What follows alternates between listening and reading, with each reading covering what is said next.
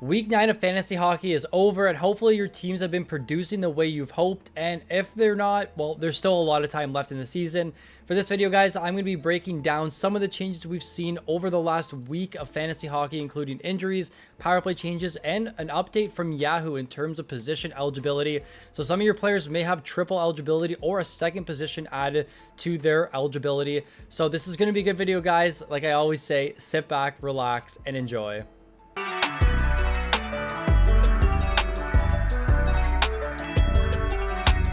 Starting us off with some injuries, we have Rasmus Dahlin of the Buffalo Sabres. It was pretty unfortunate in the Fantasy Puck Patreon League where I've been doing very well to start the season. I drafted Dahlin in the second round. He is pretty slow start to the season, then was extremely good. Now this injury is a little bit concerning. I was reading a little bit on Twitter that this was the same injury that kept him out for a little bit of the preseason, where there was a little bit of concern in terms of drafting him pretty early in fantasy this year. Now hopefully he is eligible to return this week. It looks like he did take drills on Monday, and the team said he may return this weekend, so may be missing him for a few more games. And for those who have not yet added Owen Power, he definitely becomes a must-add player, especially for the couple games this week he's eligible to play, and on the top power play unit and pair one with Dahlin out. Power's been one of the best 5-on-5 defensemen, but I'll talk about him a little bit later.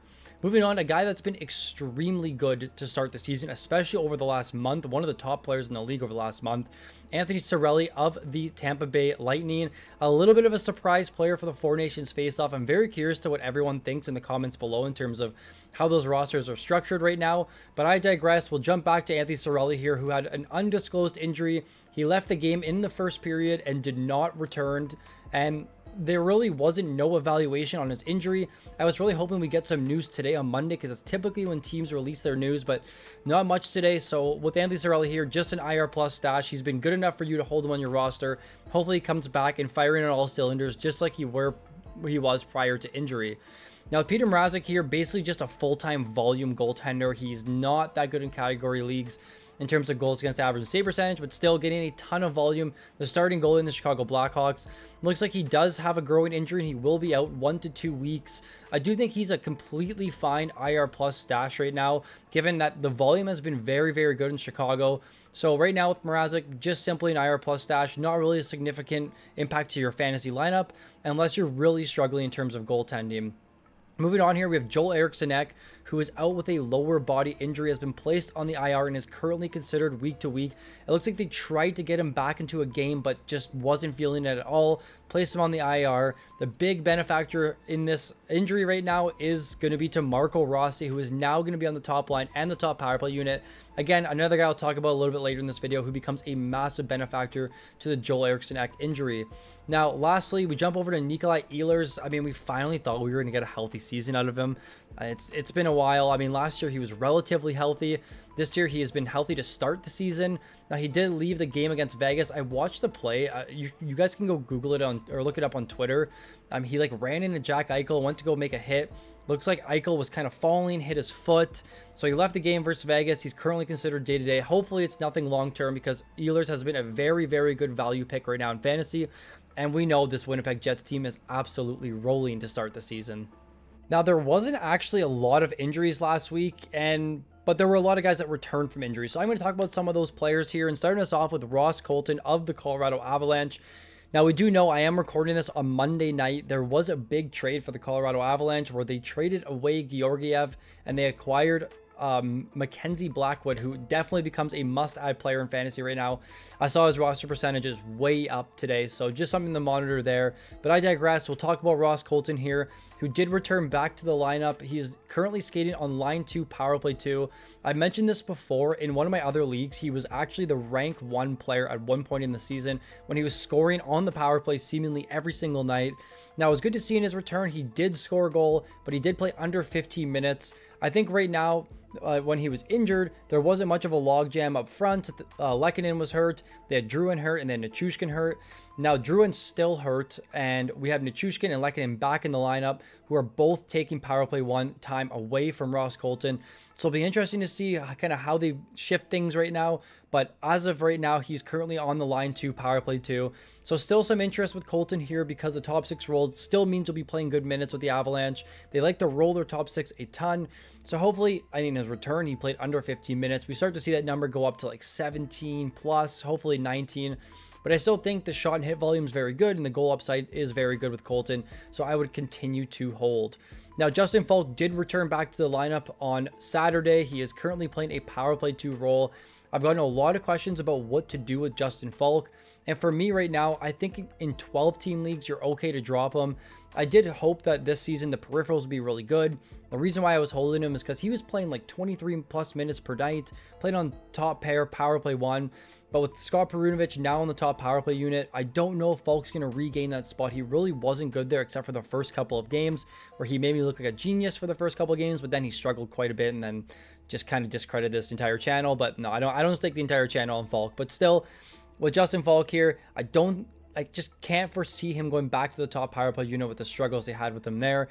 I do think Broberg becomes a very interesting play. We did see the minutes scale up quite a bit, and now they've scaled down a little bit since Justin Faulk has returned, but still something to monitor on the St. Louis Blues back end. Now with Thatcher Demko, I've talked about this recently too, where I actually kept him in my biggest league because you have to keep a goaltender, and it was between him or Spencer Knight. Had to keep Demko, but good to see he has now returned back to the lineup. He's activated off the IR. We'll likely see some action this week. I still think Lankinen's going to get a majority of the start share because they're really trying to be as diligent as they can with Demko. They can't lose him. So hopefully with Demko here, maybe we see a couple spot starts in the next couple of weeks, ramping it up until maybe in the new year we start to see Demko start to play a little bit more games. But I don't know if he's a priority right now in fantasy.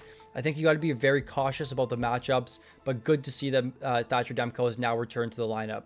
Now, speaking of one of the Four Nations, I'm very surprised to see Matt Barzal was not on the roster, but he has been out since early October. There has been a report that he was skating on his own, but still no timetable for his return. If I had to guess, given that he's skating on his own right now and they were able to release that news, I'm going to say it's going to be a couple of weeks until he returns back to the lineup. He was actually available in one of my 8-team leagues. So if he's available in some of your shallower leagues, definitely add him and just stash him on your IR+. I know he had a very slow start to the season, but still a lot of upside here with Barzal. Hopefully he's able to return and help your fantasy teams if you've been stashing him. I still think he is a very solid buy low given the struggles to start the season and then mixed in with the injury. You could still probably get him to at a very cheap price point. This team is desperate for some power play help. They have been good. Anders Lee has been pretty good. So just something to monitor there with Matt Barzal. Jumping over to some lines and some power play line changes. As I mentioned, with the injury to Rasmus Dahlin, Owen Power has been promoted to power play 1 in his absence. He's been very good at 5-on-5 this season. He hasn't been that good on the power play, but he just hasn't been given enough chances. With Tage Thompson healthy, Tuck's back on the top power play unit. Hopefully this team can start to pull their weight and be a little bit better than they are. But they just seem to be a continual struggle of a team right now. But they're still very highly offensive. Power's been pretty good to start the season so far, so a lot of interest there. Definitely think he's worth rostering 12-plus team leagues. Now with JJ Peterka here, he has been demoted down to line 3 with Yuri Kulich and Dylan Cousins there. I wouldn't say they're really line 3. They're still going to be getting a decent amount of starts and a decent amount of minutes, but he has been demoted down to the second power play unit with Tuck moving up to the top unit. Something to monitor there with Peterka, who has been pretty good to start the season. The shot volume has declined year over year, but still a candidate for 30 goals this year. With Kent Johnson, it's crazy to me. He's still being super overlooked, still producing, seems to be scoring almost every single night. And he's currently line 1, power play 1, playing on the right wing right now on the top line. A lot of interest for Kent Johnson on a team that has been very good to start the season, especially offensively. So with Kent Johnson here, a lot of love for him. I definitely think he's worth rostering 12-team leagues, and he's slowly creeping up into that 10-team league ad territory.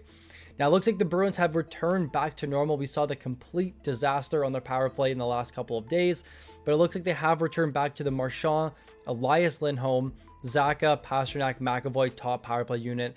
There was no reason for Justin Brazeau to be on that top unit, even though he actually was scoring a little bit on the top power play unit.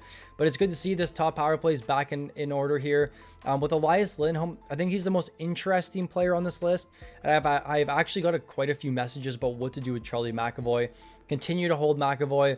With Lindholm, he's maybe a fringe hold in 12-team leagues. Just the sole center position hurts him quite a bit. But in 14-plus team leagues, I definitely think it's worth rostering Elias Lindholm. Moving on to some other changes, it's been a little bit messy in Florida. Not necessarily like their big four players, but with Carter Verhaeghe here, he was demoted down to line 3, power play 2. And I kind of lost a little bit of interest in him, but it looks like he has been promoted back to the top line with Alexander Barkov, exactly where he should be. He's back on the top power play unit, exactly where he should be. And I still think you have the opportunity to buy low on Carter Verhaeghe, who's coming off back-to-back big goal seasons. He's like a top 15 goal scorer over the last 2 seasons. Anyone that plays in this Florida Panthers systems basically just turns to gold. Verhaeghe went from being a 7-minute player in Tampa to a 19-minute 40-goal scorer in Florida. So a lot of love here from Carter Verhaeghe. Happy to see him back in order on the top line, top power play unit where he should be. And I still think you have the opportunity to buy low on him.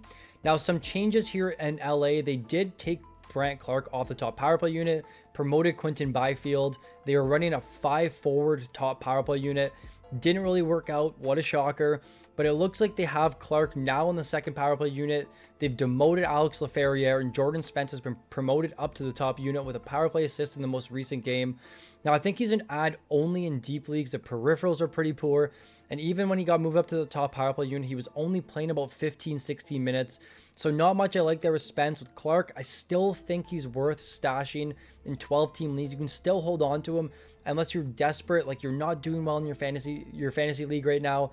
You're losing some matchups. I think you can drop Clarke, but if you're still doing well and you're able to roster him and it doesn't really put any onus on your roster, you can still continue to hold Brandt Clarke.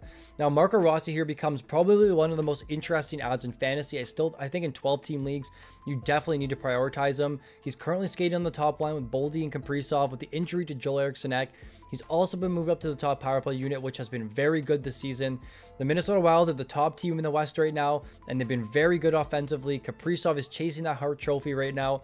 So a lot to love here from Marco Rossi, who becomes a priority ad. Now, hopefully you were able to get Patrik Laine either off the free agency or activate him off the IR. I actually kept him on the IR for the first game he returned back to the lineup. Of course, scored a power play goal. Has been pretty good since returning back to the lineup. He's on the second line, and he's moved up to the top power play unit. So this power play, this team in general just is desperate for some goal scoring aside from Cole Caulfield. So with Patrik Laine here, if you can still add him, or if you can make a trade for him, definitely has an interesting outlook for the rest of the season. Lastly, another very interesting player here is Cole Perfetti, in the same boat as Marco Rossi. It looks like with the Ehlers injury, Perfetti has been moved up to the top power play unit. He's currently skating on the second line, which was pretty much where he has been for the entire season. Both Perfetti and Rossi become priority ads right now for me in 12-team leagues, so definitely get on that and add these guys in your leagues before their roster percentage begin to skyrocket. So we did get an update in terms of the positions. This happens very sporadically, but shout out to FP Don, who was able to find this on Reddit. It looks like we have a whole bundle of players that have been added some eligibility. Cole Sillinger got right wing eligibility, so he's now center right wing. Jamie Benn got the center eligibility, so he's now center left wing. Jaden Schwartz got left wing, so now he's center left wing. Mark Kostelik got right wing eligibility, so he's center right wing.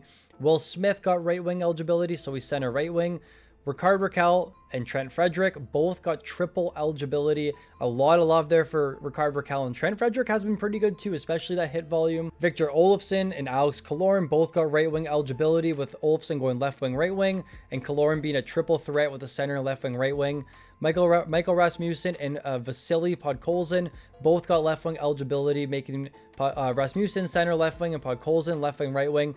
Now, guys, I don't know what the terms are for players to actually get eligibility. I do know on Fantrax in baseball, it's typically 10 games at one position. So maybe this is something to keep in mind.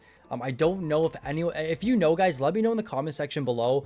I'm honestly unsure. I'm gonna use 10 games as the basis for when players get added a position eligibility, but it's good to see that Yahoo is continuing to update this. You're actually able to manually edit it if you're a commissioner of a league. Only on Yahoo. I don't play on any other leagues, or sorry, any other platforms.